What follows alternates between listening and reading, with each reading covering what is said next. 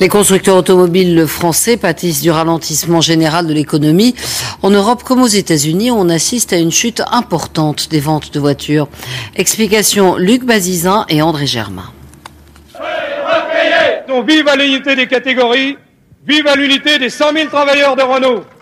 Longtemps considérée comme la vitrine sociale de la France, l'entreprise Renault compte aujourd'hui 130 000 salariés dans le monde, dont moins d'1 sur 2 seulement est employé en France. En fait, la production quitte le pays. Des modèles commercialisés chez nous sont aujourd'hui produits ailleurs, comme la Mégane en Espagne, la Logan en Roumanie, la Twingo en Slovénie, la Peugeot 107 en République tchèque ou le 4x4 Renault Koleos en Corée.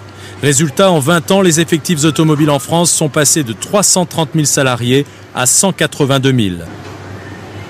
De plus, l'objectif de Renault de vendre 3 300 000 véhicules en 2009 semble maintenant hors de portée. Aujourd'hui, on est obligé de réaliser qu'on ne pourra pas y arriver. On réduit l'objectif à 3 millions. Si vous vendez 10% de voitures en moins et que vous n'ajustez pas les frais structuraux de 10%, vous ne pouvez pas réaliser vos objectifs de coût. En cause, le prix des matières premières. Celui de l'acier a flambé en doublant en une année.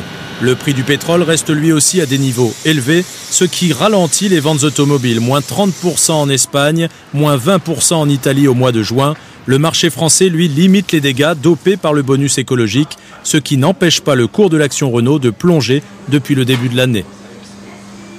Le surcoût de matières premières sur 2 ans pour Renault, c'est quand même 1 milliard d'euros. Donc 1 milliard d'euros de plus sur les matières premières qu'il faut essayer de passer aux consommateurs, d'une part, et d'autre part des volumes qui sont nettement moins bons, expliquent que le cours est à moins 50% aujourd'hui.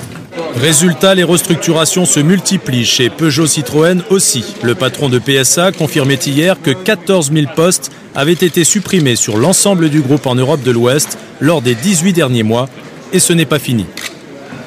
Il faut que vous sachiez que nous sommes en train au fur et à mesure que nous réduisons notre production dans les usines, de sortir les intérimaires. Et pour le reste, nous sommes aujourd'hui dans une vision d'effectifs qui continue à baisser. Soit encore 4 000 par an annoncés chez PSA. Et la crise est encore plus grave aux États-Unis, où les 3 gros constructeurs affichent de lourdes pertes et annoncent des réductions d'effectifs face à la dégradation du marché américain. Là-bas, le prix du pétrole pénalise encore plus lourdement les ventes de gros véhicules et les alternatives de voitures peu gourmandes sont encore trop rares.